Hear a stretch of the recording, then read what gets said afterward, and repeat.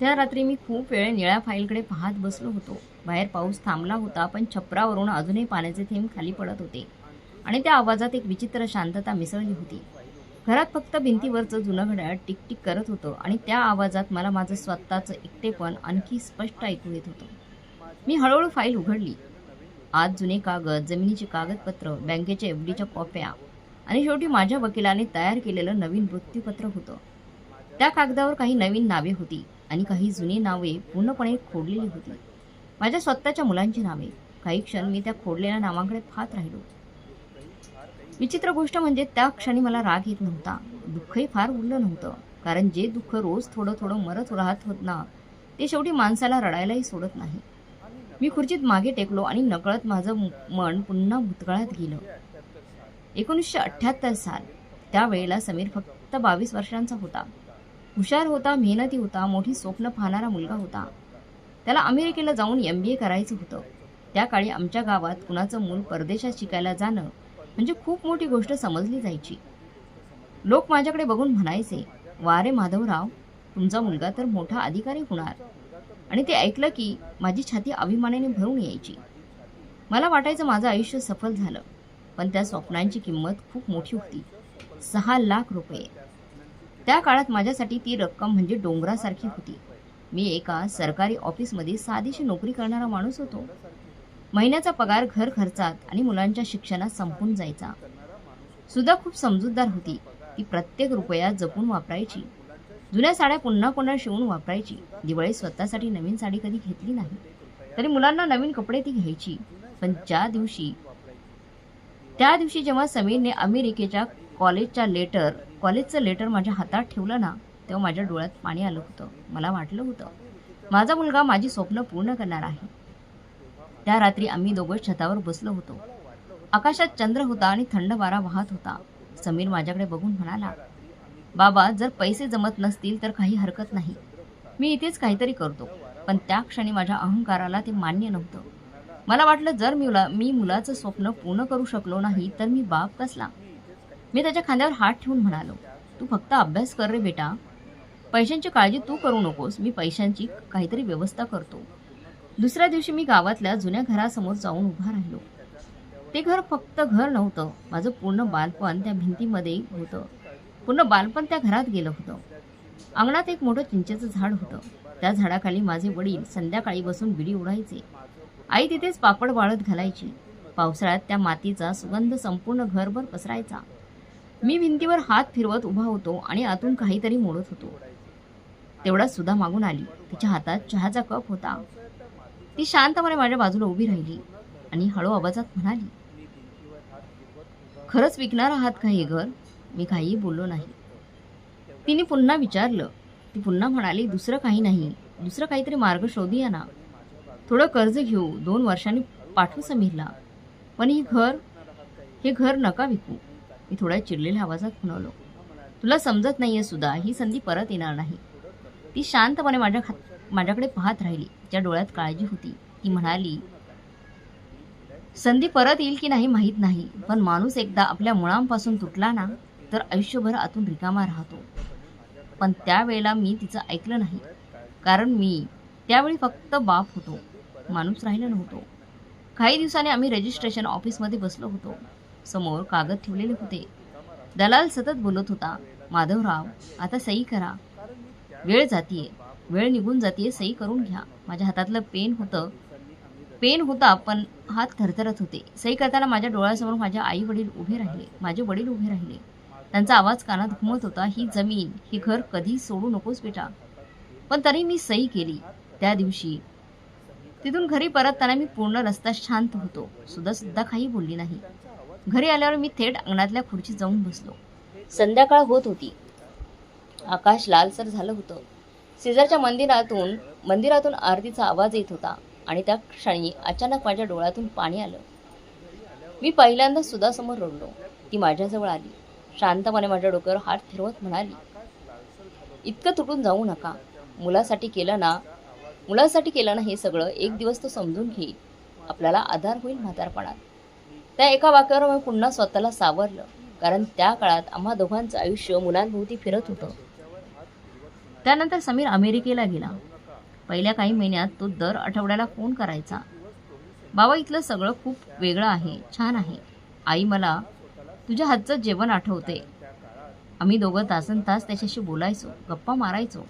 सुद्धा त्याच्यासाठी लाडू करून पार्सल पाठवायची.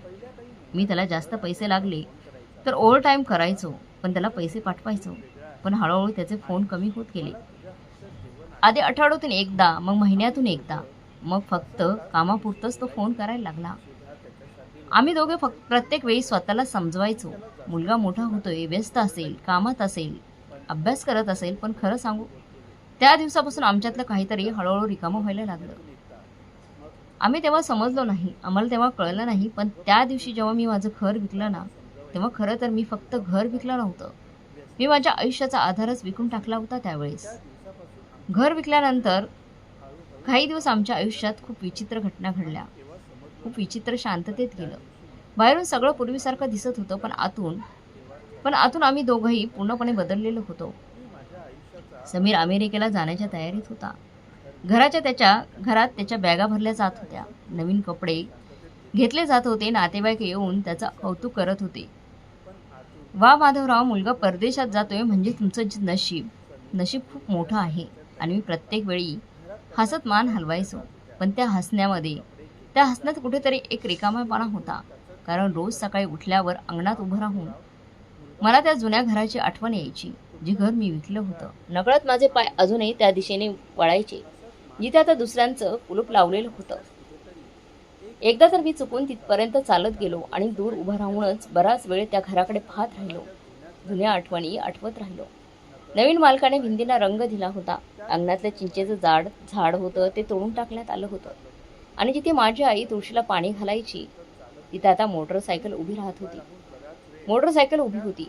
त्या क्षणी मला पहिल्यांदाच जाणवलं की काही गोष्टी विकल्या जात नाहीत, त्या तुटल्या जातात. समीरच्या जाण्याचा दिवस जवळ आला.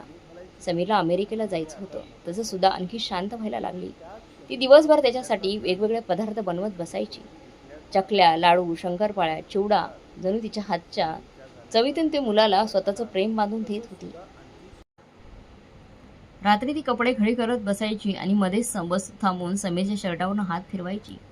एकदा मी तिला विचारलं, काय झालं? तर ती हसली आणि म्हणाली, काही नाही, फक्त असं वाटतंय की घरातला आवाज एक कमी होणार आहे. एक आवाज. त्या एका वाक्यात एका आईची भीती होती, पण आम्ही दोघांनी ती भीती मनातच दाबून ठेवली. समीर विमानतळावर निघाला. त्या दिवशी मुसळधार पाऊस पडत होता. रस्त्यावर धुकं पसरलेलं होतं. गाडीच्या काचांवर सतत पावसाचे थेंब आपटत होते. दवबिंदू साचले होते. समीर अमेरिकेला जाणार या उत्साहात होता. भविष्याच्या स्वप्नांनी भरलेला होता, पण सुद्धा पूर्ण रस्ता शांत होती. विमानतळावर शेवटी समीरने आम्हाला मिठी मारली आणि म्हणाला, बाबा, मी परत येईन तेव्हा तुम्हाला मोठं घर घेऊन देईन. मी हसलो आणि त्याच्या पाठीवर थाप मारली.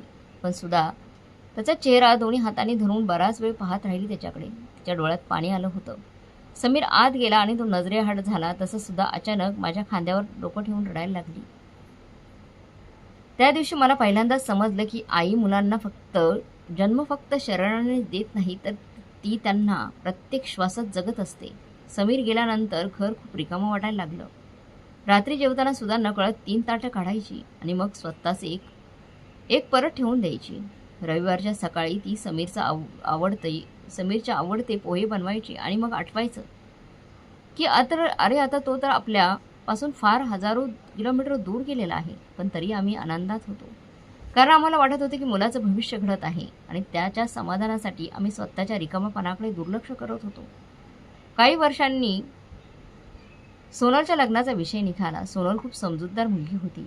लहानपणापासून घरातल्या परिस्थितीची तिला जाणीव नव्हती. सुधा आजारी असली की ती स्वयंपाक करायची, माझ्या ऑफिसची बॅग तयार करून ठेवायची, आकाशला अभ्यासाला बसवायची. पण मुलगी कितीही समजूतदार असली तरी तिच्या लग्नाच्या वेळी बापाचं मन हळू होतंच. आम्हाला एक मोठं स्थळ आलं. मुलगा शहरात राहत होता, इंजिनियर होता, घर मोठं होतं, लोक प्रतिष्ठित होते, मोठी होती. सुरुवातीला सगळं काही चांगलं वाटत होतं, पण हळूहळू त्यांच्या मागण्या सुरू झाल्या. मुलीला सोन्याचे दागिने किती देणार? गाडी तर द्यावी लागेल. लग्न हॉटेलमध्येच झालं पाहिजे. बाहेरून ते सगळे सभ्यपणे बोलत होते, पण प्रत्येक शब्दात पैशाचा हिशोब होता. त्या रात्री मी आणि सुधा उशिरापर्यंत जागे होतो. घरात अंधार होता, फक्त स्वयंपाकघरातला पिवळा बल्ब चालू होता. सुधा चपात्या ठेवायच्या डब्याकडे रिकाम्या नजरेने पाहत बसली होती. मी हिशोब करत होतो. बचतीतले पैसे पुरत नव्हते. बँकेतील एफडी मोडली तरी कमी पडत नव्हतं. शेवटी माझी नजर गावच्या जमिनीच्या कागदांवर जाऊन थांबली. सुधाने माझ्याकडे पाहिलं आणि लगेच म्हणाली, ओळखलं की माझ्या मनात नक्की काय चाललं आहे. ती घाबरलेल्या आवाजात म्हणाली, नको, ती जमीन गहाण ठेवू नका. तुमच्या बाबांनी किती कष्टाने जपली होती ती जमीन. जमीन कोणत्या प्रकारात गहाण ठेवायची नाही. मी थकलेल्या आवाजात म्हणालो, बघ मी काय करू? मुलीचं लग्न आहे सुद्धा, आपल्याला काहीतरी करावं लागेल. लोक काय म्हणतील? ती अचानक रागाने म्हणाली, लोक आयुष्यभर आपल्यासोबत राहणार नाही, म्हणून त्यांचा विचार का करायचा? लग्नानंतर हे लोक आपल्या मुलीच्या डोळ्यातलं पाणी पुसणार आहेत का? काही प्रॉब्लेम झाला तर ते पुसणार आहेत का डोळे तिचे? पण त्या काळात मी समाजाच्या भीतीने जगणारा माणूस होतो. मला वाटायचं मुलीच्या लग्नात काही कमी पडणं म्हणजे बापाचं अपयश. आणि म्हणूनच शेवटी मी पुन्हा एकदा सही केली. गावची जमीन गहाण ठेवली. त्या दिवशी गावात गेलो तेव्हा पावसाळा नुकताच संपला होता. शेतात हिरवळ पसरलेली होती. ओल्या मातीचा सुगंध हवेत भरून राहिला होता. मी शेवटचं एकदा त्या जमिनीवर चाललो. हातात माती घेतली आणि नकळत माझे डोळे भरून आले. कारण मला माहीत होतं, आपण फक्त जमीन गमवत नाही, आपण आपल्या पुढच्या पिढ्यांसाठीची शेवटची ओळख हरवत आहेत. सोनलचं लग्न खूप मोठ्या थाटामाटात झालं. हॉटेलमध्ये दिव्यांची रोषणाई होती, ब्रँडचा आवाज होता, नातेवाईकांच्या चेहऱ्यावर हसू होतं आणि सगळे माझ्या खांद्यावर हात ठेवून म्हणत होते, माधवराव, तुम्ही मुलीचं लग्न राजासारखंच केलं. मी बाहेरून हसत होतो, पाहुण्यांना नमस्कार करत होतो, पण आतून मला माहिती होतं की त्या एका रात्रीसाठी मी माझ्या आयुष्याची किती मोठी किंमत मोजली आहे. लग्नाच्या वेळी सोनल माझ्या गळ्यात पडून खूप रडली. ती हळू आवाजात म्हणाली, बाबा एवढा खर्च कशाला करलाय? पण त्या क्षणी मी तिच्या डोक्यावर हात ठेवून फक्त एवढंच म्हटलं की मुलीच्या लग्नाचा बाप कधीच हिशोब करत नाही ग. आणि खरंच त्या काळात आम्ही मुलांसाठी जगत होतो, स्वतःसाठी नाहीच. लग्नानंतर काही दिवस घर पूर्ण रिकामं झालं. पूर्वी सकाळी सोनलच्या गाण्याचा आवाज यायचा, तिच्या पैंजणांचा आवाज यायचा. स्वयंपाकघरात ती आणि सुद्धा दोघी हसत खेळत बोलत काम करायच्या. पण आता घरात फक्त शांतता उभी राहिली होती. सुद्धा अनेकदा तिच्या खोलीत जाऊन कपाट उघडून बसायची. सोनलच्या जुन्या साड्या, कॉलेजची पुस्तकं, केसात लावायच्या क्लिप्स हातात घेऊन बराच वेळ शांत बसायची. एकदा मी तिला विचारलं, काय करतेस? तर ती हसत म्हणाली, काही नाही, फक्त घराला अजून किती सवय गेली की नाही. मग हळूहळू वेळ पुढे जात राहिला. समीर अमेरिकेत स्थिर झाला. सोनल तिच्या संसारात रमली आणि घरात आता फक्त मी, सुधा आणि आकाश उरलो होतो. आकाश स्वभावाने वेगळाच होता. खूप मोठी स्वप्न पाहणारा, पटकन श्रीमंत व्हायची इच्छा असणारा. तो अनेकदा म्हणायचा, बाबा मला तुमच्यासारखी नोकरी करून आयुष्य घालवायचं नाही, मला स्वतःच काहीतरी मोठं करायचं आहे. त्याच्या डोळ्यात आग होती आणि मी त्या आगीत माझं भविष्य पाहत होतो. मला वाटायचं माझी मुले जिथे पोहोचतील तिथे मी कधी पोहोचू शकलो नाही. एक दिवस आकाश माझ्यासमोर काही कागद घेऊन बसला. त्याने नवीन व्यवसायाचा प्लॅन बनवला होता. शहरात इलेक्ट्रॉनिक्सचं मोठं दुकान सुरू करायचं होतं. तो खूप उत्साहाने सांगत होता, बाबा फक्त सुरुवातीला थोडी मदत लागेल, नंतर सगळं मी सांभाळेन. मी त्याच्याकडे पाहत राहिलो. त्या क्षणी मला त्याच्यात माझं तरुणपण दिसत होतं, स्वप्नांनी भरलेला चेहरा. आणि मी पुन्हा एकदा वितळलो. त्या दिवसात सुधाची तब्येत हळूहळू बिघडायला लागली होती. सुरुवातीला तिने आम्हाला काही सांगितलं नाही, पण एक दिवस ती स्वयंपाकघरात अचानक चक्कर येऊन पडली. मी घाबरून तिला हॉस्पिटलमध्ये घेऊन गेलो. तपासण्या झाल्या. डॉक्टरांनी मला केबिनमध्ये बोलवलं. त्यांचा चेहरा गंभीर होता. त्यांनी हळू आवाजात सांगितलं, कॅन्सर आहे आणि उपचार लगेच सुरू करावे लागतील. त्या एका क्षणी माझ्या पायाखालची जमीन सरकली. माझ्या कानात काहीच ऐकू येत नव्हतं. मी फक्त खुर्चीत बसून डॉक्टरांकडे पाहत राहिलो. घरी येताना संपूर्ण रस्ता शांत होता. सुधा खिडकीबाहेर पाहत बसली होती. बाहेर पावसाची रिमझिम सुरू होती. रस्त्याच्या कडेला लोक आपापल्या आयुष्यात व्यस्त धावत होते आणि मला मात्र असं वाटत होतं की माझं आयुष्य अचानक थांबलं आहे. त्या रात्री सुद्धा माझ्या बाजूला बसली आणि शांत आवाजात म्हणाली, घाबरू नका, जे आहे ते स्वीकारूया. पण मी आतून पूर्ण तुटलो होतो. कारण आयुष्यभर मी जी स्त्री माझ्यासोबत खंबीरपणे उभी राहिली ती आता वेदनेशी लढणार होती आणि मी काहीच करू शकत नव्हतो. उपचार सुरू झाले. केमोथेरपीमुळे तिचे केस गळायला लागले, तिचा चेहरा सुकायला लागला. जी स्त्री पूर्वी खवरभर हसत फिरायची ती आता थोडी चालली तरी दमायला लागायची. पण आश्चर्य म्हणजे त्या अवस्थेत तिची काळजी स्वतःसाठी नव्हती. ती अजूनही मुलांसाठीच विचार करत होती. समीरला फोन करून विचारायची, तू जेवलास का? सोनलला सांगायची, सासरी सगळ्यांची काळजी घे. आणि आकाशला सतत धीर द्यायची, तुझं दुकान नक्की चालेल. एक दिवस आकाश पुन्हा माझ्याकडे पैशांच्या विषयावर बोलायला आला. त्याला व्यवसायासाठी मोठी रक्कम हवी होती. मी शांत बसलो होतो, कारण एका बाजूला सुधाचे उपचार होते आणि दुसऱ्या बाजूला मुलाचं स्वप्न. त्या रात्री मी कपाटातून माझ्या प्रॉव्हिडंट फंडचे कागद बाहेर काढले. सुधा बेडवर पडली होती. तिच्या हातात सलाईन लावलेलं होतं. तिने माझ्या हातातले कागद पाहिले आणि लगेच समजलं. ती खूप वेळ शांत राहिली. मग हळू आवाजात म्हणाली, हे पैसे आपल्या म्हातारपणासाठी आहेत. मी नजर चुकवत म्हणालो, आकाशचं आयुष्य उभं राहिलं पाहिजे. ती काही क्षण माझ्याकडे पाहत राहिली. तिच्या डोळ्यात पाणी होतं, पण आवाज खूप शांत होता. ती म्हणाली, तुम्ही आपल्या मुलांना मुलं समजता आहात की ATM? त्या एका वाक्याने मी हादरलो. मला रागही आला. मी थोड्या मोठ्या आवाजात म्हणालो, तू असं कसं बोलू शकतेस? आपली मुलं आहेत ती. ती हसली, पण त्या हसण्यात खूप वेदना होत्या. ती म्हणाली, हो मुलं आहेत म्हणूनच सांगते, प्रेम करा त्यांच्यावर, पण स्वतःला संपवून नका. पण त्यावेळी मी तिचं ऐकलं नाही. दुसऱ्याच दिवशी मी प्रॉव्हिडंट फंड तोडला आणि आकाशच्या हातात 8 लाख रुपयांचा चेक ठेवला. त्या दिवशी आकाशच्या चेहऱ्यावर आनंद होता. तो मला मिठी मारून म्हणाला, बाबा तुम्ही बघा, एक दिवस मी तुम्हाला खूप मोठं नाव मिळवून देईन. मी हसलो. पण माझ्या मागे उभी असलेली सुद्धा मात्र शांत होती. तिच्या डोळ्यात एक भीती होती. जणू तिला भविष्यात काय होणार आहे ते आधीच दिसत होतं. आकाशचा व्यवसाय सुरू झाला आणि सुरुवातीचे काही महिने घरात पुन्हा थोडा उत्साह परत आला. तो रोज नवीन नवीन योजना सांगायचा. दुकानात किती ग्राहक आले, किती माल विकला गेला, कोणत्या कंपनीची एजन्सी मिळणार आहे, हे सगळं मोठ्या उत्साहाने बोलायचा. मी आणि सुद्धा दोघंही त्याचं बोलणं ऐकून आनंदी व्हायचो. कारण आई वडिलांना स्वतःच्या सुखापेक्षा मुलांच्या चेहऱ्यावरचं समाधान जास्त महत्त्वाचं वाटतं. पण त्या सगळ्या आनंदाच्या मागे एक गोष्ट हळूहळू शांतपणे वाढत होती. सुधाची वेदना. केमोथेरपीनंतर ती खूप अशक्त व्हायची. रात्री अनेकदा तिला ताप यायचा. कधी अचानक उलट्या व्हायच्या. कधी इतका त्रास व्हायचा की ती शांतपणे उशीमध्ये चेहरा लपवून रडायची. पण दिवसा मुलांसमोर ती कधीच स्वतःचं दुःख दाखवायची नाही. एकदा तर मी रात्री उठलो तर ती देवघरासमोर बसून होती. तिच्या हातात जपमाळ होती आणि डोळ्यात पाणी होतं. मी घाबरून विचारलं, काय झालं? तर ती पटकन डोळे पुसत म्हणाली, काही नाही. फक्त देवाला एवढं सांगत होती की मुलांच्या आयुष्यात दुःख येऊ देऊ नको. त्या क्षणी मला स्वतःचीच लाज वाटली. कारण ती स्त्री स्वतः मृत्यूशी लढत होती आणि तरी तिला स्वतःची काळजी नव्हती. ती अजूनही मुलांसाठी जगत होती. हळूहळू समीरचे फोन आणखी कमी झाले. आधी तो महिन्यातून एकदा बोलायचा, मग 2 महिन्यांनी.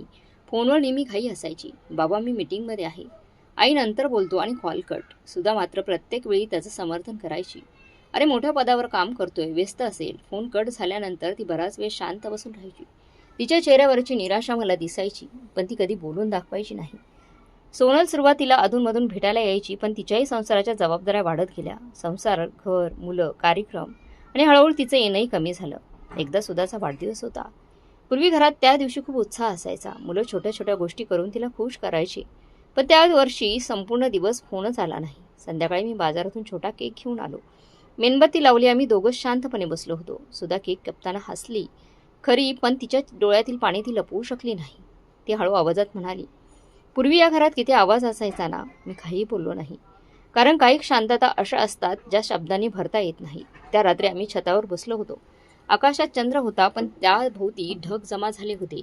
थंड वारा वाहत होता. सुधा अचानक म्हणाली, माहिती माणूस म्हातारा झाल्यावर त्याला औषधांपेक्षा माणसं जास्त लागतात. मी तिच्याकडे पाहिलं. ती पुढे म्हणाली, आपण आयुष्यभर मुलांसाठी धावलो, त्यांना कधी काही कमी पडू दिलं नाही, पण आपण त्यांना एक गोष्ट शिकवलीच नाही. मी विचारलं, काय? ती हसली खूप थकलेल्या हसण्यातून आणि म्हणाली, आई वडील सुद्धा एक दिवस थकतात हे. त्या वाक्यानंतर बराच वेळ आम्ही दोघं शांत बसून राहिलो. दूर कुठेतरी कुत्र्यांचा आवाज येत होता. गावातल्या मंदिराची घंटा वाजत होती आणि त्या शांततेत मला पहिल्यांदाच भीती वाटली. सुधाला गमावण्याची भीती. पण आयुष्य कुणासाठी थांबत नाही. काही महिन्यांनी डॉक्टरांनी स्पष्ट सांगितलं की कॅन्सर आता शेवटच्या स्टेजला पोहोचला आहे. उपचार सुरू होते, पण आशा कमी होत चालली होती. त्या दिवसानंतर मी ऑफिसमधून लवकर घरी यायला लागलो. तिच्या औषधांच्या वेळा लक्षात ठेवायचो. रात्री तिला झोप लागेपर्यंत तिच्या बाजूला बसून राहायचो. पण आतून मी पूर्णपणे घाबरलो होतो. एक दिवस तिने मला जवळ बसवलं. तिचा आवाज खूप कमजोर झाला होता. ती म्हणाली, एक वचन द्याल? मी लगेच म्हणालो, काहीही. ती म्हणाली, माझ्यानंतर स्वतःला पूर्णपणे एकटं करू नका. माझ्या डोळ्यात लगेच पाणी आलं. मी तिचा हात घट्ट पकडला आणि म्हणालो, तुला काही होणार नाही. मला ती हलकंसं हसली. मग हळू आवाजात म्हणाली, आणि अजून एक, स्वतःसाठी थोडं जगायला शिका. त्या क्षणी मी रडायला लागलो.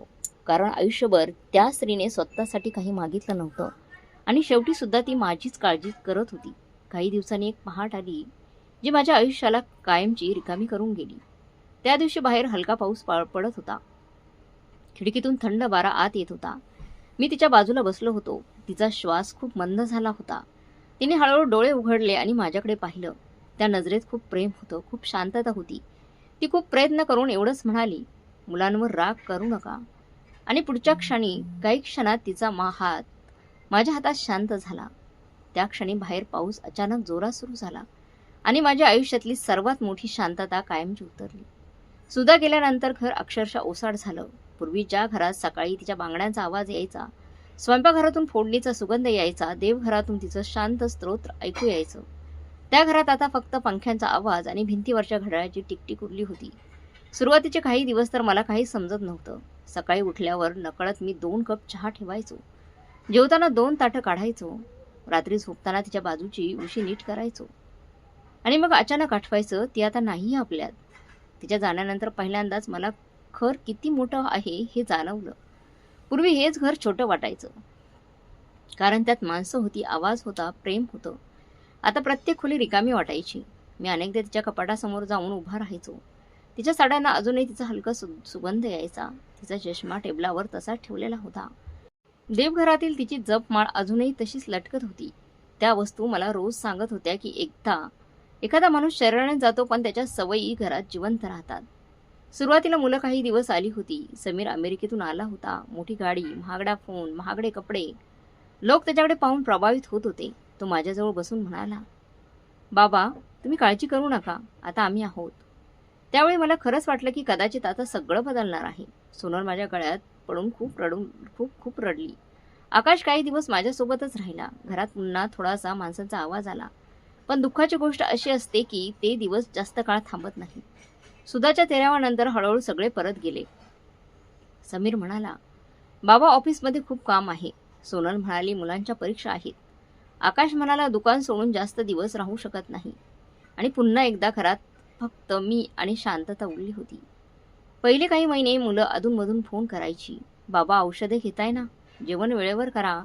पण त्या फोनमध्ये जबाबदारी होती. आपलेपणा कमी होत चालला होता. आणि माणूस शब्दांपेक्षा आवाजातील अंतर लवकर ओळखतो. मी हळूहळू एकटेपणाची सवय लावून घेत होतो. सकाळी उठायचो, अंगण झाडायचो, स्वतःसाठी साधा स्वयंपाक करायचो, पेपर वाचत बसायचो. पण संध्याकाळ सर्वात कठीण असायची, कारण ती वेळ आमची असायची.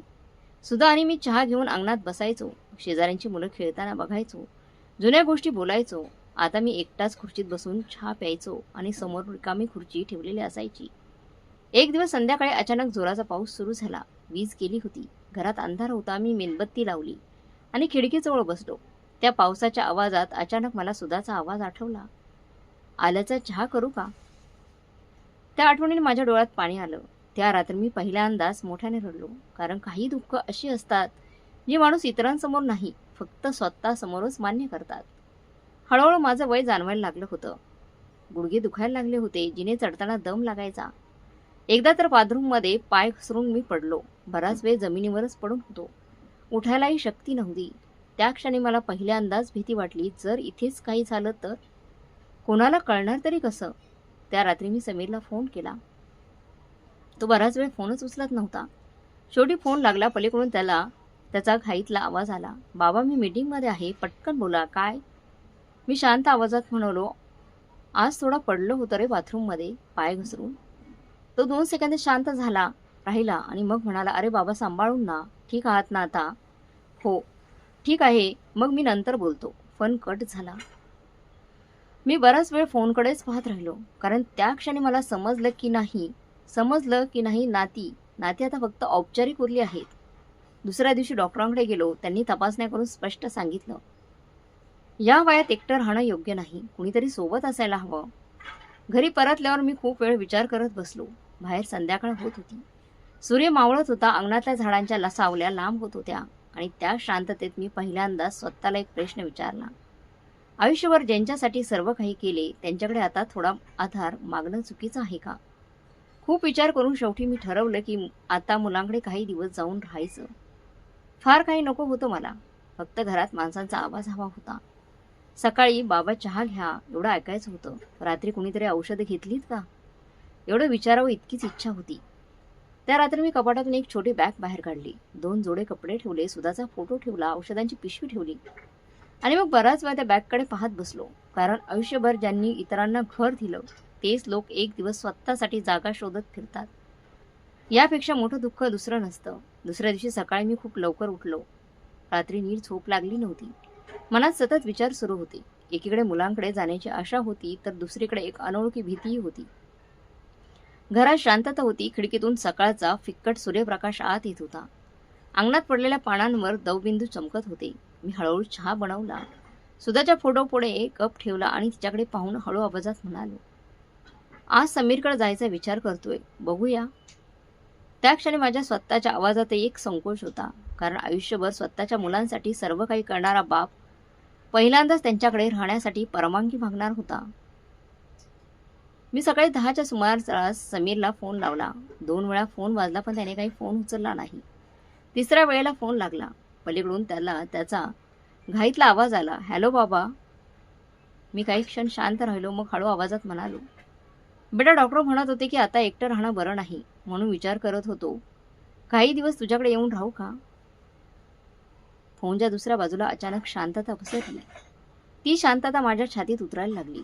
काही सेकंद कुणीच बोललं नाही. मग समीर म्हणाला, हां बाबा, म्हणजे तुम्ही कधी येणार म्हणताय. त्याच्या आवाजातला संकोच मला लगेच जाणवला. मी स्वतःला सावरत म्हणालो, जास्त काही नाही रे, फक्त काही दिवस. तेवढ्यात पलीकडून त्याची पत्नी नेहाचा आवाज आला. बहुतेक फोन स्पीकरवर होता. ती म्हणाली, पप्पा घर तर तुमचंच आहे, पण खरं सांगू का, इथे थोडं अवघड होईल. मुलांचे क्लासेस असतात, आम्ही दोघंही दिवसभर बाहेर असतो. तुम्ही दिवसभर एकटे पडाल, तुम्हाला गावात जास्त बरं वाटेल. तिचा आवाज नम्र होता, पण त्या नम्रतेत अंतर होतं. जणू ती मला थेट नाहीच म्हणत होती. नाही म्हणत नव्हती, पण हो सुद्धा म्हणत नव्हती. मी जबरदस्ती हसत म्हणालो, हो बेटा, मी फक्त विचारलं. फोन ठेवल्यानंतर बराच वेळ मी तसाच बसून राहिलो. माझ्या हातात अजूनही फोन होता. खिडकीबाहेर काही चिमण्या अंगणात दाणे टिपत होत्या. दूर कुठेतरी मंदिराची घंटा वाजत होती. पण त्या क्षणी मला सगळं खूप रिकामं वाटत होतं. त्या दिवशी संध्याकाळी मी बराच वेळ सुधाच्या फोटोपुढे बसलो. नकळत माझ्या तोंडून शब्द बाहेर पडले, सुधा, आपण काय चूक केली. या प्रश्नाचं उत्तर अर्थातच नव्हतं, पण माझ्या मनात तिचा जुना आवाज घुमत होता. आपण मुलांना सर्व काही दिलं, पण आपली किंमत शिकवली नाही. मी स्वतःला समजावलं की समीर खरंच व्यस्त असेल. शहरातलं आयुष्य वेगळं असतं. जागेची अडचण असेल. म्हणून दुसऱ्या दिवशी मी सोनलला फोन केला. सोनलने फोन उचलताच प्रेमाने विचारलं, बाबा कसे आहात. तिचा आवाज ऐकून माझ्या मनाला थोडा आधार वाटला. मी तिला सगळं सांगितलं. डॉक्टर काय म्हणाले, एकटेपणा कसा वाढतोय, काही दिवस तिच्याकडे राहायची इच्छा. ती शांतपणे ऐकत होती. काही क्षणांनी ती हळू आवाजात म्हणाली, बाबा, मला खरंच खूप आवडेल तुम्ही यायला, पण सासूबाईंची तब्येत हल्ली ठीक नसते. घरात सतत पाहुणे असतात आणि तुम्हाला इथे आराम मिळणार नाही. ती थांबली. मग हळू आवाजात म्हणाली, मी अधूनमधून येत जाईन ना तुमच्याकडे बाबा, तुम्ही काही काळजी करू नका. त्या क्षणी मला तिच्यावर राग आला नाही, कारण तिच्या आवाजात अपराधीपणा होता. ती मुलगी अजूनही मनाने माझ्याजवळ होती, पण परिस्थितीने तिला दूर नेलं होतं. आता फक्त आकाश उरला होता. मी त्याला फोन केला तेव्हा तो दुकानात होता. त्याचा आवाज नेहमीप्रमाणे घाईत होता. बाबा बोला, पटकन ग्राहक आहेत. मी पुन्हा तेच बोललो. तो काही क्षण शांत राहिला आणि मग म्हणाला, बाबा, दुकानाचं काम खूप वाढलंय, घरही छोटं आहे, तुम्हाला तिथे त्रास होईल, थोडे दिवस थांबा ना, मी काहीतरी बघतो तुमच्यासाठी, थोडे दिवस. हे 2 शब्द त्या दिवसापासून माझ्या आयुष्यात कायमचे अडकून राहिले. कारण प्रत्येक वेळी मला फक्त थोडे दिवस थांबायला सांगितलं गेलं होतं, पण कुणी मला जवळ घेतलं नाही. त्या रात्री मी जेवलो नाही, भूकच नव्हती. अंगणात मी बराच वेळ अंधाराकडे पाहत राहिलो. रस्त्यावरून लोक आपापल्या घरी परतत होते. कुठेतरी मुलं हसत खेळत होती. शेजारच्या घरातून टीव्हीचा आवाज येत होता आणि माझ्या घरात फक्त शांतता होती.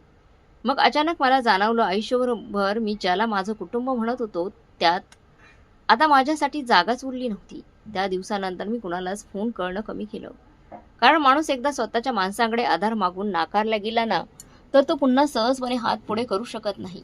पण खरी वेदना अजून बाकी होती. काही दिवसांनी समीरचा फोन आला. अनेक दिवसांनी मी पटकन फोन उचलला. मनात एक छोटी आशा जागी झाली की कदाचित त्याला माझी आठवण आली असेल. पण तो म्हणाला, बाबा एक काम होतं. गावच्या जमिनीचे काही कागद लागणार आहेत. बँकेत लोनचं काम आहे. त्या क्षणी माझ्या छातीत काहीतरी तुटलं. कारण अनेक दिवसांनी आलेल्या त्या फोनमध्ये बाबा तुम्ही कसे आहात हा प्रश्नच नव्हता.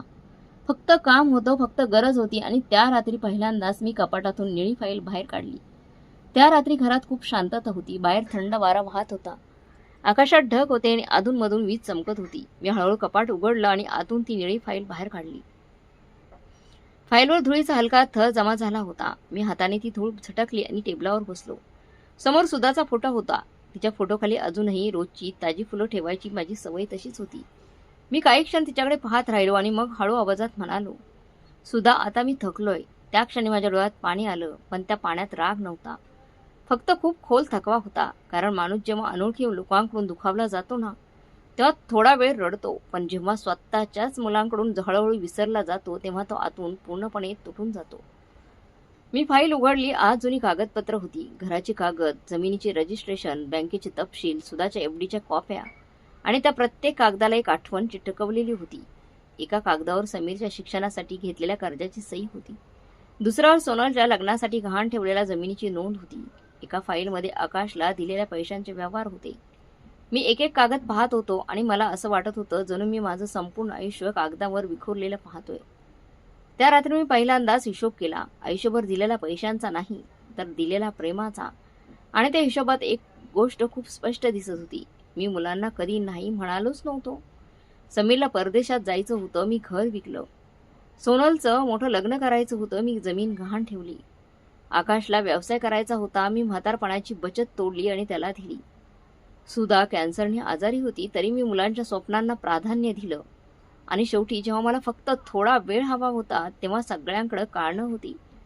त्या क्षणी मला सुधाचं एक वाक्य पुन्हा आठवलं, तुम्ही मुलांना प्रेम देता आहात की स्वतःला संपवत आहात. त्यावेळी तिचं बोलणं मला कठोर वाटलं होतं. पण आता त्या रिकाम्या घरात बसून मला समजत होतं की ती किती खरी होती. दुसऱ्या दिवशी सकाळी मी माझ्या जुन्या वकिलाला फोन केला. देशमुख नावाचे वकील होते. माझ्या जवळजवळ सगळ्या व्यवहारांची कागदपत्रे त्यांनीच केलेली होती. माझा आवाज ऐकून ते लगेच म्हणाले, काय माधवराव, तब्येत ठीक आहे ना? मी शांतपणे म्हणालो, एक काम होतं, मृत्यूपत्र बदलायचं आहे. फोनच्या दुसऱ्या बाजूला काही शांतता पसरली. मग त्यांनी हळू आवाजात विचारलं, सगळं ठीक आहे ना? मी फक्त एवढंच म्हटलं, आता काहीतरी बरोबर करायचं आहे. दुपारी ते घरी आले. बाहेर हलका पाऊस पडत होता. त्यांनी टेबलावर कागद मांडले. चष्मा लावून माझ्याकडे पाहत म्हणाले, माधवराव, नीट विचार करून निर्णय घ्या. शेवटी मुलं आहेत तुमची. मी हलकसं हसलो, पण त्या हसण्यात खूप वेदना होत्या. मी म्हणालो, हो मुलं आहेत, म्हणूनच इतकी वर्ष काही बोललो नाही, शांत होतो. मग मी हळूहळू बोलायला सुरुवात केली. समीरचं नाव अर्ध्या जमिनीतून काढा. देशमुख माझ्याकडे पाहत राहिले. आकाशला जाणारे मासिक पैसे पूर्ण बंद करा. त्यांनी शांतपणे लिहायला सुरुवात केली. आणि उरलेली गावची जमीन अंजलीच्या नावावर करा. हे ऐकताच ते थोडे थांबले. त्यांनी विचारलं, पुतणी? मी मान हलवली. मग खूप वेळानंतर मी पहिल्यांदाच मन मोकळं केलं. मी त्यांना सांगितलं की गेली 7 वर्ष एकही रविवार असा गेला नाही ज्या दिवशी अंजली आली नाही. ती माझ्यासाठी जेवण बनवते, औषधं आणते, हॉस्पिटलमध्ये घेऊन जाते, वाढदिवसाला छोटासा केक घेऊन येते आणि सर्वात महत्त्वाचं म्हणजे ती मला वेळ देते. मी म्हणालो, देशमुख, रक्ताच्या नात्यांनी मला वारसा म्हणून एकटेपणा दिला आणि जिचा काही हक्क नव्हता तिने मला माणूस म्हणून जपलं. देशमुख शांत बसून ऐकत होते. मग मी पुढचं नाव घेतलं. सुधाचे दागिने सुषमाजींना द्या. शेजारच्या सुषमाजींना? हो. मी हलकंसं हसलो आणि म्हणालो, गेली 3 वर्ष त्या प्रत्येक रविवारी माझ्यासाठी डबा पाठवतात. ताप आला की विचारायला येतात. दिवाळीत घरात पहिला दिवा त्यांनी लावला होता. आणि माझ्या स्वतःच्या मुलांना एवढं सुद्धा आठवलं नाही की मी घरात एकटा आहे. हे बोलताना माझा आवाज थरथरला. देशमुखांनी पेन खाली ठेवला आणि काही क्षण शांत बसून राहिले. मग हळू आवाजात म्हणाले, तुम्हाला मुलांवर राग आहे का? मी खूप वेळ विचार केला. मग शांतपणे म्हणालो, नाही, राग नाही. फक्त आता उशिरा का होईना मला समजले की नातं जन्माने टिकत नाही, तर नातं वेळ देऊन टिकतं. बाहेर पाऊस वाढत होता. खिडकीवर थेंब आपटत होते. घरात ओल्या मातीचा सुगंध पसरला होता आणि त्या शांत वातावरणात मी मृत्यूपत्रावर सही केली. त्या क्षणी माझे हात अजिबात थरथरले नाहीत, कारण आतून मी आधीच खूप काही गमावून बसलेलो होतो. पण अजून एक गोष्ट बाकी होती, माझ्या मुलांसाठी एक शेवटचं पत्र लिहिण्याची. त्या रात्री देशमुख गेल्यानंतर मी बराच वेळ टेबलाजवळ शांत बसून राहिलो. घरात पूर्ण शांतता होती. भिंतीवरचं घड्याळ रात्रीचे 11 वाजल्याचं सांगत होते. बाहेर पाऊस थांबला होता, पण छपरावरून अजूनही थेंब खाली टपटप पडत होते. खिडकीतून थंड हवा आत येत होती आणि त्या हवेसोबत जुन्या आठवणीही घरभर फिरत होत्या. माझ्यासमोर पांढरा कागद ठेवलेला होता, पेन हातात होता, पण शब्द बाहेर येत नव्हते. कारण आयुष्यभर ज्यांच्यासाठी जगलो त्यांच्याबद्दल शेवटचं सत्य लिहिणं इतकं सोपं नव्हतं. मी काही क्षण डोळे मिटले आणि अचानक मला माझी तिन्ही मुलं लहानपणीची दिसायला लागली. समीर माझ्या खांद्यावर बसून जत्रेत फिरत होता. सोनल माझं बोट पकडून शाळेत जात होती. आकाश माझ्या छातीवर झोपलेला होता. त्या आठवणी इतक्या जिवंत होत्या की काही क्षण मला वाटलं, कदाचित अजूनही सगळं बदलू शकतं. कदाचित उद्या फोन वाजेल. कदाचित माझी मुलं अचानक दारात उभी राहतील आणि म्हणतील, बाबा चला घरी आता. पण लगेच वास्तव समोर आलं. 90 दिवस, पूर्ण 90 दिवस कुणाकडे माझ्यासाठी 10 मिनिटंही नव्हती. मी खोल श्वास घेतला आणि लिहायला सुरुवात केली. प्रिय समीर, सोनल आणि आकाश. पहिलंच वाक्य लिहिताना हात थरथरला, कारण त्या 3 नावामध्ये माझं पूर्ण आयुष्य होतं. मी पुढे लिहिलं, हे पत्र लिहिताना माझ्या मनात तुमच्याबद्दल राग नाही, कारण आईवडिलांचं मन शेवटपर्यंत मुलांवर राग धरू शकत नाही. पण एक गोष्ट मात्र नक्की आहे, मी आता खूप थकलोय. लिहिताना माझ्या डोळ्यासमोर एक प्रसंग उभा राहत आहे.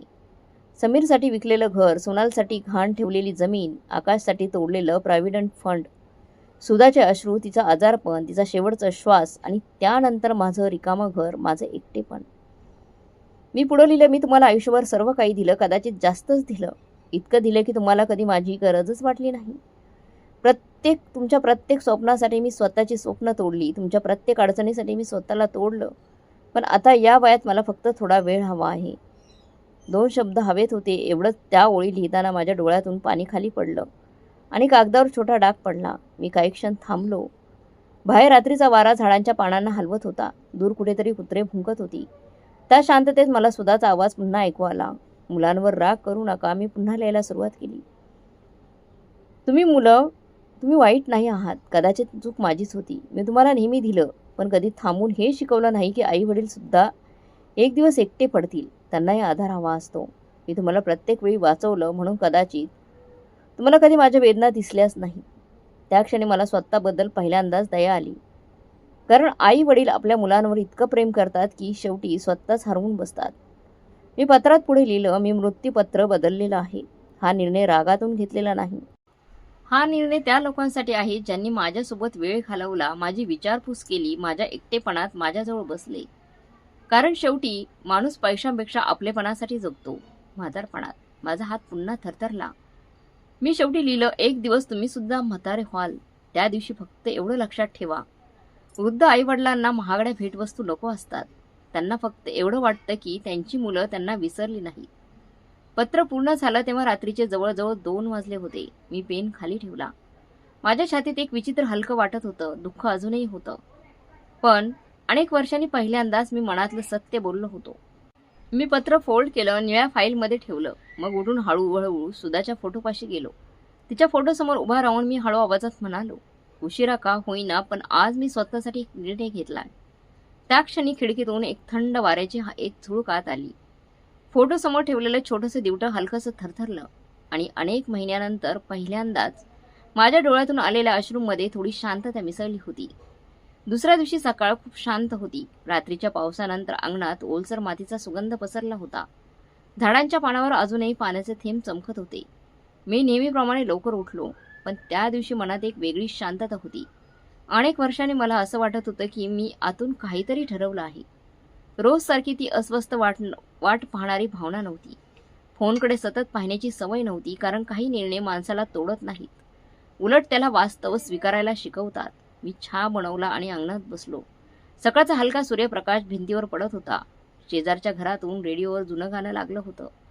पूर्वी अशा छोट्या छोट्या गोष्टी मी लक्षातच घेत नव्हतो, कारण आयुष्यभर मी फक्त धावत राहिलो होतो. मुलांसाठी, त्यांच्या भविष्याकरता, त्यांच्या गरजांसाठी. पण आता पहिल्यांदाच मी शांत बसून सकाळ अनुभवत होतो. तेवढ्यात अंजली आली. तिच्या हातात गरम उपम्याचा डबा होता. ती आत येत म्हणाली, "काका, आज तब्येत कशी आहे?" मी हसून म्हणालो, "आज बरं वाटतंय ग." ती लगेच म्हणाली, "मग आज चेहऱ्यावर थोडं हसू दिसतंय." त्या एका वाक्यावर मी नकळत तिच्याकडे पाहत राहिलो, कारण स्वतःची मुलं अनेक महिन्यात माझ्या चेहऱ्याकडे एवढं लक्षपूर्वक कधी पाहिलंच नव्हतं त्यांनी. ती स्वयंपाकघरात गेली, माझी औषधं तपासली, पाण्याची बाटली भरली आणि मग माझ्यासमोर बसून म्हणाली, "काका, एक सांगू, तुम्ही आता स्वतःची काळजी घ्यायला शिका. आयुष्यभर सगळ्यांसाठी जगलात, आता थोडं स्वतःसाठी जगा." मी हलकंसं हसलो, कारण अगदी हेच वाक्य सुधाने शेवटच्या दिवसात मला सांगितलं होतं. अंजली गेल्यानंतर मी बराच वेळ विचार करत बसलो. खरंच, मी आयुष्यात स्वतःसाठी काय काय केलं होतं? माझी स्वतःची कोणती इच्छा पूर्ण केली होती? मला नेहमी वाटायचे की चांगला बाप तोच जो स्वतःला विसरतो, पण आता या वयात येऊन मला जाणवत होतं की मी स्वतःला पूर्णपणे संपवणं हे प्रेम नसतं. ती हळूहळू स्वतःची ओळख हरवण्याची सुरुवात असते. दुपारच्या सुमारास अचानक फोन वाजला. अनेक दिवसांनी स्क्रीनवर समीरचं नाव चमकलं. काही क्षण माझं हृदय पुन्हा जुन्यासारखं धडधडलं. माणूस कितीही दुखावला गेला तरी स्वतःच्या मुलांच्या फोनने त्याच्या मनात अशा जागी होतेच. मी फोन उचलला. "हॅलो बाबा." त्याचा आवाज नेहमीपेक्षा थोडा गंभीर होता. "हो बेटा, काय झालं?" तो काही क्षण शांत राहिला आणि मग म्हणाला, "बाबा, देशमुख काकांचा फोन आला होता. त्यांनी काही कागदांबद्दल सांगितलं. तुम्ही मृत्यूपत्र बदललं का?" त्या क्षणी माझ्या हातातला कप हलकासा थरथरला, पण आवाज मात्र शांत होता. "हो." फोनच्या दुसऱ्या बाजूला अचानक तणाव पसरला. समीर थोड्या चिडलेल्या आवाजात म्हणाला, पण बाबा, अचानक असं का? आम्ही काही चूक केली आहे का?" हे वाक्य ऐकून मला आतून हसूही आलं आणि वेदनाही झाली, कारण अनेक महिन्यांच्या शांततेनंतर पहिल्यांदाच त्याला माझी आठवण झाली होती आणि त्यामागे कारण पुन्हा संपत्तीच होती. मी शांतपणे म्हणालो, "तुला खरंच उत्तर हवंय?" तो काही बोलला नाही. मी पुढे म्हणालो, "समीर, मागच्या 3 महिन्यात तू मला किती वेळा फोन केला हे तुला आठवतंय का?" तो लगेच म्हणाला, "बाबा, तुम्हाला माहिती आहे ना किती कामं असतात आम्हाला." मी त्याला थांबवलं आणि म्हणालो, "काम सगळ्यांनाच असतं बेटा, पण ज्या बापाने तुझ्यासाठी घर विकलं त्याच्याशी बोलायला 2 मिनिटं वेळ नसणं ही व्यस्तता नसते." फोनच्या दुसऱ्या बाजूला शांतता पसरली. पहिल्यांदाच मी माझ्या मुलाशी मनातलं बोलत होतो. मी पुढे म्हणालो, "मला तुमच्या पैशांची गरज नव्हती, मोठ्या घराची गरज नव्हती. फक्त एवढं वाटायचं की दिवसातून एकदा विचारावं, बाबा कसे आहात?" माझा आवाज थरथरत होता. "जेव्हा मी पडलो होतो तेव्हा तू फक्त सांभाळून ना एवढं म्हणालास. जेव्हा मला तुमच्याकडे यायचं होतं तेव्हा सगळ्यांकडे कारणं होती. आणि आज मृत्यूपत्र बदललं म्हणून फोन आलाय." हे ऐकल्यावर समीर बराच वेळ काही बोललाच नाही. मग हळू आवाजात म्हणाला, "बाबा, आमच्याकडून चूक झाली असेल." त्या क्षणी माझ्या डोळ्यात पाणी आलं, कारण त्या एका वाक्यासाठी मी कित्येक महिने वाट पाहत होतो.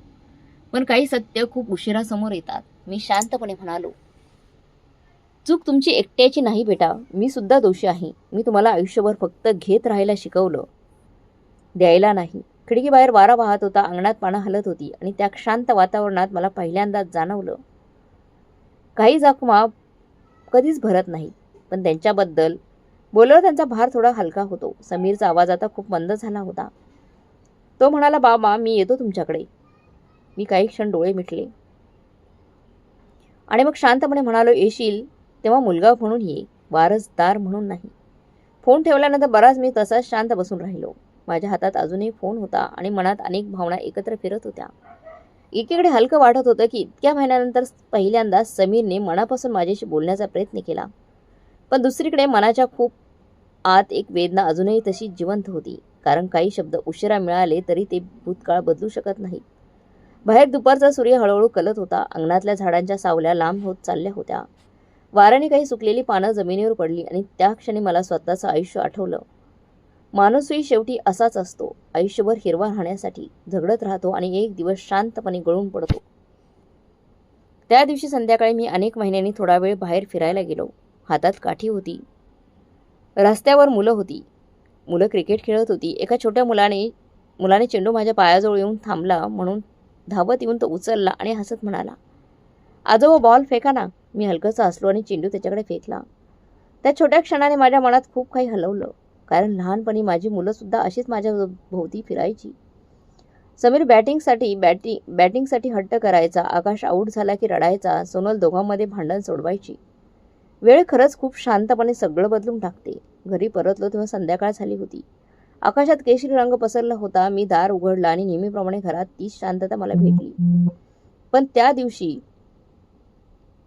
ती शांतता थोडी कमी बोचत होती, कारण इतक्या दिवसांनी मनातील एक गाठ सैल झाली होती.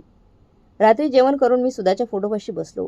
तिच्याकडे पाहत मी हळू आवाजात म्हणालो, आज समीरचा फोन आला होता. नकळत माझ्या चेहऱ्यावर हलकंसं हसू आलं.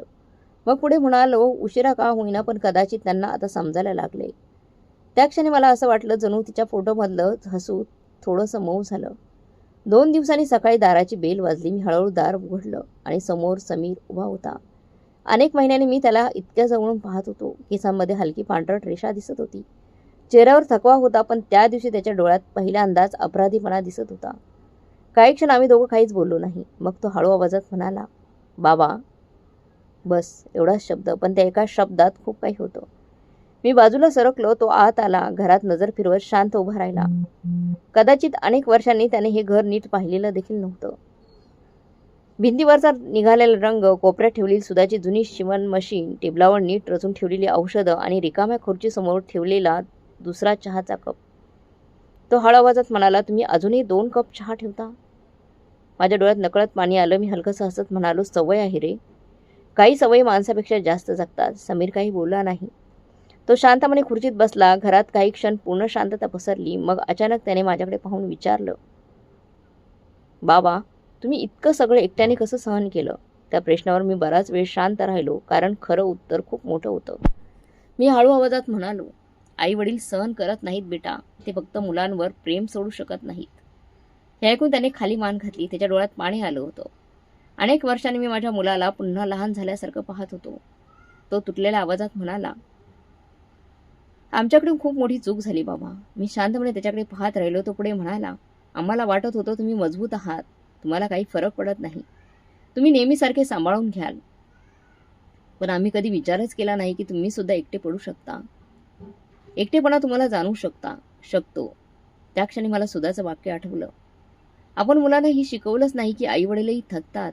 समीर उठला आणि हळूहळू माझ्याजवळ आला. मग अचानक खाली बसून त्याने माझे हात हातात घेतले. त्याचे हात थरथरत होते. तो म्हणाला, एक संधी द्या बाबा. सगळं पूर्वीसारखं करू शकत नाही कदाचित, पण उरलेल्या वेळेत तरी तुमच्यासोबत राहायचं आहे. एक संधी द्या.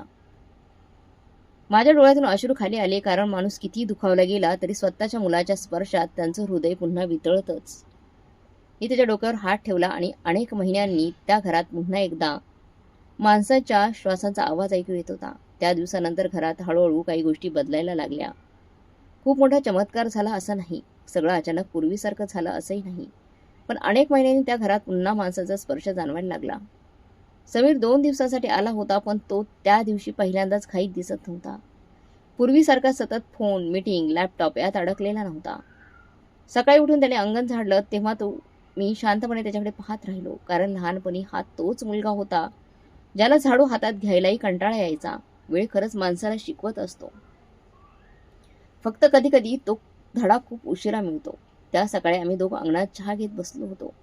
थंड वारा वाहत होता. झाडांच्या पानातून सूर्यप्रकाश खाली पडत होता. अनेक वर्षांनी आम्ही दोघं इतक्या शांतपणे एकत्र बसलो होतो. अचानक समीर म्हणाला, बाबा, आई गेल्यानंतर तुम्ही एकदाही आम्हाला सांगितलं नाही की तुम्हाला इतका त्रास होतोय.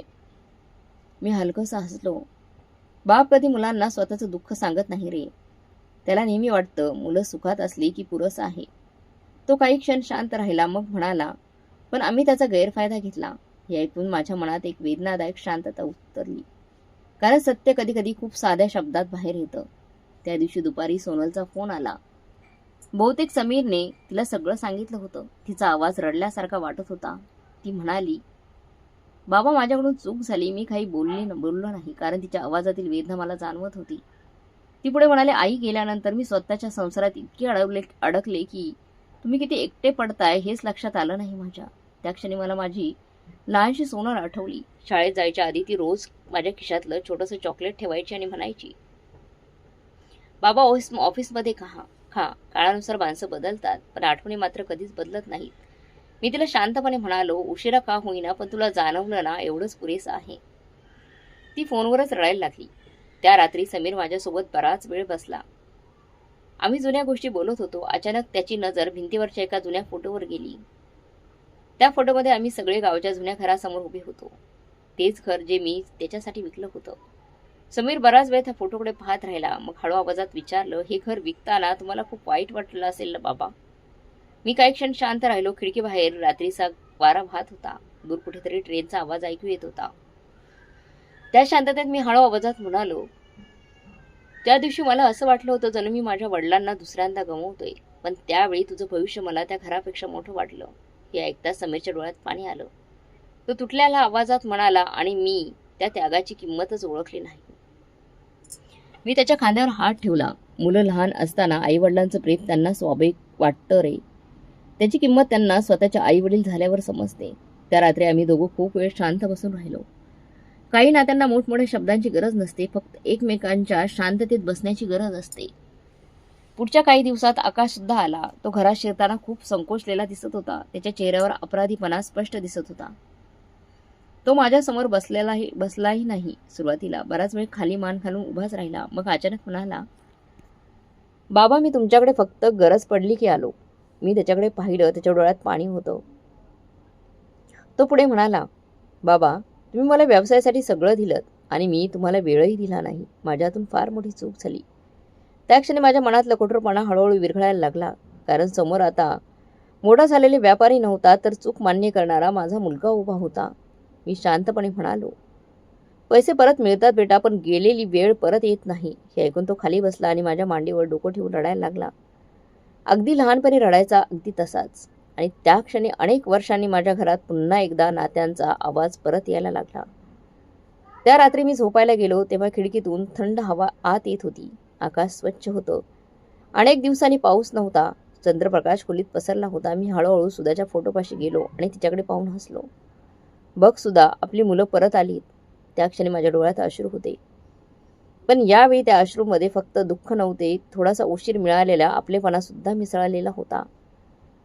पुढचे काही महिने माझ्या आयुष्यात खूप वेगळे गेले. घरात आता पुन्हा अधूनमधून माणसाचा आवाज यायला लागला होता. समीर महिन्यातून एकदा येऊ लागला. सोनल प्रत्येक रविवारी फोन करायची आणि कधीकधी मुलांना घेऊन भेटायलाही यायची. आकाश तर अनेकदा संध्याकाळी अचानक दुकान बंद करून यायचा आणि माझ्यासोबत बसून चहा प्यायचा. बाहेरून पाहिलं असतं तर कुणालाही वाटलं असतं की सगळं पुन्हा ठीक झालं आहे. पण खरं सांगायचं तर काही नाती तुटल्यावर पुन्हा जोडली जातात. मात्र त्यावरची भेग कायम दिसत राहते आणि त्या भेगा मला रोज दिसायच्या. समीर आता माझ्याशी खूप प्रेमाने बोलायचा. औषधं वेळेवर घेता का ते विचारायचा. हॉस्पिटलच्या चेकअपसाठी स्वतः गाडी घेऊन यायचा. पण कधीकधी तो अचानक शांत व्हायचा. बहुतेक त्यालाही भूतकाळ आठवत असावा. कारण माणूस स्वतःच्या चुका विसरू शकतो, पण आई वडिलांच्या डोळ्यात आलेला एकटेपणा विसरू शकत नाही. एक दिवस आम्ही दोघं अंगणात बसलो होतो. संध्याकाळ झाली होती. आकाश लालसर झालं होतं. झाडांवर पक्षी परत येत होते. अचानक समीर हळू आवाजात म्हणाला, बाबा त्या दिवशी जर तुम्ही मृत्यूपत्र बदललं नसतं ना, तर कदाचित आम्हाला आमची चूक कधीच समजली नसती. मी त्याच्याकडे पाहिलं. तो पुढे म्हणाला, आम्हाला वाटत होतं की पैसा पाठवणं, मोठ्या दिवशी फोन करणं, कधी कधी फोन करणं एवढंच पुरेसं असतं. पण आम्ही विसरलो की तुम्हाला पैशांपेक्षा आमचा वेळ हवा होता. त्या क्षणी मला जाणवलं की काही वेळा माणसाला गमावण्याची भीती वाटल्याशिवाय नात्यांची किंमत कळत नाही. सोनल एकदा आली होती. ती घर साफ करत होती. अचानक तिला स्वयंपाकघरात आईचा जुना डबा सापडला. तो हातात घेऊन ती बराच वेळ शांत उभी राहिली. मग अचानक रडायला लागली. ती म्हणाली, आईने आयुष्यभर स्वतःसाठी काही मागितलंच नाही ना बाबा. मी हलकंसं हसलो. आई लोक तशाच असतात. आई तशाच असतात ग. स्वतःच्या वाट्याचं सुख सुद्धा मुलांच्या ताटात वाढून देतात. हे ऐकून ती माझ्या खांद्यावर डोकं ठेवून बराच वेळ रडत राहिली. आकाशमध्ये खूप बदल झाला होता. पूर्वीसारखा फक्त व्यवसाय, पैसा, धावपळ यात अडकलेला नव्हता. एकदा रात्री तो माझ्यासोबत जेवत बसला होता.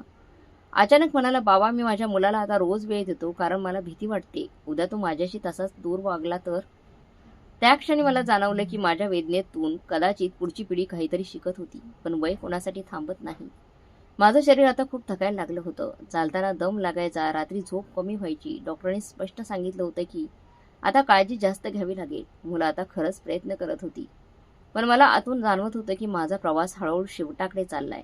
एक दिवस सकाळी मी अंगणात बसलो होतो. थंड वारा वाहत होता. झाडावरून एक पान हळूच खाली पडलं. मी बराच वेळ त्या पानाकडे पाहत राहिलो. आणि अचानक मला आयुष्य समजलं. माणूस आयुष्यभर झाडाला घट्ट धरून राहतो, पण शेवटी प्रत्येक मनाला शांतपणे खाली पडावंच लागतं. त्या दिवशी मी मुलांना जवळ बसवलं. समीर, सोनल, आकाश तिघही माझ्यासमोर बसले होते. अनेक वर्षांनी आम्ही पुन्हा एकत्र होतो. घरात हलकी संध्याकाळ उतरली होती. सुधाचा फोटो भिंतीवर शांतपणे आमच्याकडे पाहत होता. मी हळू आवाजात म्हणाले, एक गोष्ट लक्षात ठेवा, आयुष्यात पैसा कमवा, नाव कमवा, मोठं व्हा, पण घरातले म्हातारे आई वडिलांना कधी एकटं पाडू देऊ नका. तिघांच्या डोळ्यात पाणी आलं. मी पुढे म्हणालो, वृद्ध माणूस जास्त काही मागत नाही. त्याला फक्त एवढं वाटतं की दिवसातून कुणीतरी त्याचं नाव प्रेमाने घ्यावं. त्या क्षणी घरात पूर्ण शांतता पसरली होती. फक्त भिंतीवरचं घड्याळ चालू होतं आणि त्या शांततेत मला सुधाची खूप आठवण येत होती. काही दिवसांनी माझी तब्येत अचानक जास्त बिघडली. रात्री श्वास घ्यायला सुद्धा त्रास होऊ लागला. मुलांनी मला हॉस्पिटलमध्ये ॲडमिट केलं. त्या खोलीत पांढऱ्या भिंती होत्या, औषधांचा वास होता, मशीनचे आवाज होते. पण त्यावेळी एक गोष्ट वेगळी होती. मी एकटा नव्हतो. समीर माझ्या पलंगाजवळ बसला होता. सोनल माझा हात धरून होती. आकाश रात्रभर जागा होता. आणि त्या क्षणी मला जाणवलं, उशिरा का होईना पण माझी मुलं परत आली होती. रात्री उशिरा मी डोळे उघडले. खिडकीतून चंद्रप्रकाश आत येत होता. मला समोर सुधा उभी असल्यासारखी वाटली. ती शांत हसत होती, अगदी जुन्यासारखी. मी हलकसा हसलो. माझ्या हातावर मुलांचे हात होत होते. आणि अनेक वर्षांनी पहिल्यांदाच मला एकटेपणाची भीती वाटत नव्हती. त्या रात्री माझ्या चेहऱ्यावर एक शांत हसू होतं. कारण शेवटी माणूस संपत्ती घेऊन जात नाही. तो शेवटच्या क्षणी फक्त एवढंच पाहतो, आपली माणसं जवळ आहेत का, आपल्या जवळ आहेत का. त्या रात्रीनंतर माझी तब्येत आणखी खालावत गेली. डॉक्टर काहीतरी समजावून सांगत होते, औषधं बदलत होते, नर्स येऊन इंजेक्शन्स देत होती. मशीनचे आवाज सतत चालू होते. पण आता मला स्वतःला जाणवत होतं की शरीर थकत चाललं आहे. आयुष्यभर धावत राहिलेले हे शरीर आता शांत होत आहे, शांत बसायची परवानगी मागत आहे. पण त्यावेळी एक गोष्ट मात्र बदलली होती. माझ्या पलंगाजवळ आता नेहमी कुणीतरी असायचं, माझ्या जवळ असायचं. समीर पहाटेपर्यंत जागा बसायचा. अनेकदा मी डोळे उघडले की तो शांतपणे माझ्या पायांवर चादर नीट करताना दिसायचा. एक दिवस तर मी उठलो तेव्हा तो माझी औषधं वेळेनुसार लिहून ठेवत होता. मला अचानक आठवलं, लहानपणी त्याला ताप आला होता तेव्हा मी अशीच रात्रभर त्याच्या डोक्यावर पट्ट्या ठेवत बसायचो. आयुष्य खूप विचित्र आहे. एक दिवस आई वडील मुलांना धरून चालायला शिकवतात आणि एक दिवस तीच मुलं त्यांना आधार देत चालवतात. सोनल रोज घरी बनवलेले जेवण घेऊन यायची. डॉक्टरांनी काही खाऊ नका म्हटलं तरी ती हट्टाने म्हणायची, बाबा 2 घास तरी खा. त्या डोळ्यात आता सतत एक अपराधीपणा असायचा. एकदा ती माझ्या पलंगाजवळ बसून रडायला लागली. ती म्हणाली, बाबा, आई केल्यानंतर तुम्ही किती रडलात हे आम्हाला कधी दिसलंच नाही बाबा. मी तिच्या डोक्यावर हात ठेवला आणि हळू आवाजात म्हणालो, आई वडील मुलांसमोर रडत नाहीत ग. त्यांना भीती वाटते की मुलं घाबरतील. आकाशामध्ये सर्वात जास्त बदल दिसत होता. पूर्वी पैशाच्या मागे धावणारा तो मुलगा आता रात्री हॉस्पिटलच्या खुर्चीवर बसून पाय दाबत बसायचा. एकदा तो अचानक म्हणाला, बाबा, तुम्ही आम्हाला खूप श्रीमंत केलं, पण माणुसकीचे शिक्षण आम्ही उशिरा शिकलो. त्यांचा आवाज थरथरत होता. मी त्याच्याकडे पाहून हलकसा हसलो. उशिरा शिकलेला धडा कधी कधी आयुष्यभर लक्षात राहतो बेटा. हॉस्पिटलच्या त्या खोलीत अनेक रात्री अशाच गेल्या. बाहेर कधी पाऊस पडायचा, कधी पहाटेचा सूर्य खिडकीतून आत यायचा. मी शांतपणे पडून राहायचो आणि माझी मुलं माझ्याभोवती फिरताना पाहायचो. त्या क्षणी मला एक गोष्ट खूप स्पष्ट समजली, माणसाला शेवटी संपत्ती, जमीन, दागिने काहीच आठवत नाही. त्याला फक्त माणसाचा स्पर्श आठवतो. माणसं आठवतात. एक दिवस रात्री उशिरा समीर माझ्याजवळ बसला होता. हॉस्पिटलमध्ये पूर्ण शांतता होती. फक्त मशीनचा हलका आवाज येत होता. तो बराच वेळ काही बोलला नाही. मग अचानक म्हणाला, बाबा, जर आई आज असती ना तर तिने आम्हाला कधीच माफ केलं नसतं. मी डोळे उघडून त्याच्याकडे पाहिलं. मग हळू आवाजात म्हणालो, नाही रे, आई लोक तुम्हाला मुलांना खूप लवकर माफ करतात. हे ऐकता त्यांच्या डोळ्यातून पाणी खाली पडलं. त्या क्षणी मला सुद्धा खूप जवळ असल्यासारखी वाटली. दुसऱ्या दिवशी डॉक्टरांनी मुलांना बाहेर बोलवलं. त्यांच्या चेहऱ्यावरचं गंभीरपण मी ओळखलं. मला सगळं समजलं होतं. आयुष्यभर मी इतकी दुःख पाहिली होती की आता मृत्यूची चाहूलही ओळखायला शिकलो होतो मी.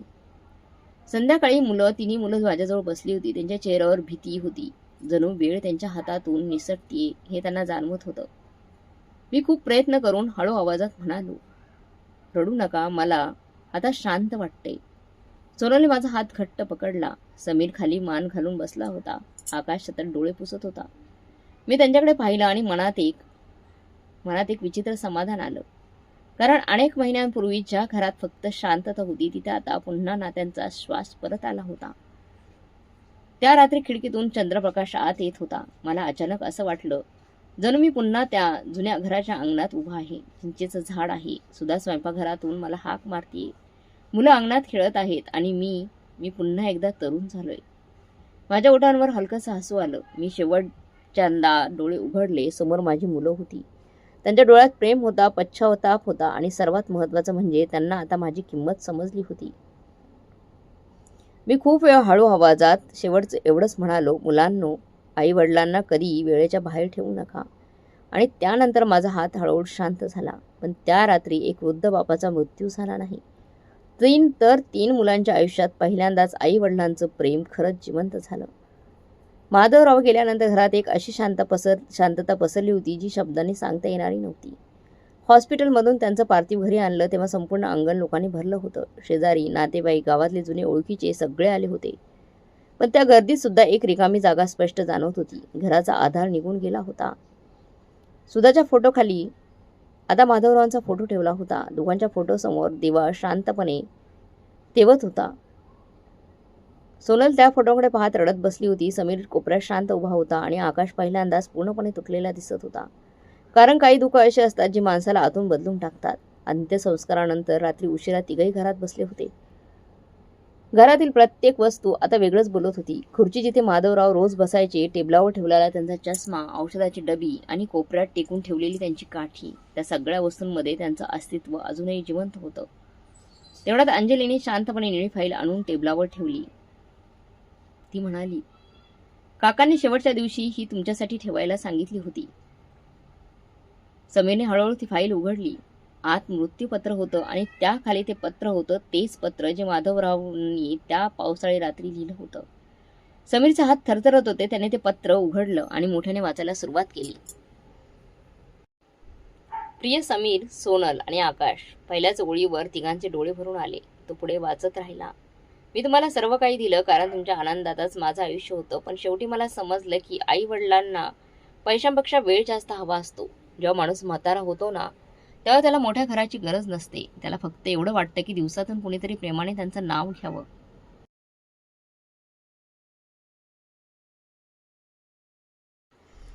घरात पूर्ण शांतता पसरली होती. फक्त समीरचा आवाज, तुटलेला आवाज ऐकू येत होता. जर कधी तुमच्या आयुष्यात अशी वेळ आली की तुमची मुलं मोठी झाली, व्यस्त झाली, तर फक्त एक गोष्ट लक्षात ठेवा, त्यांना इतकं मोठं करू नका की ते तुम्हाला विसरतील.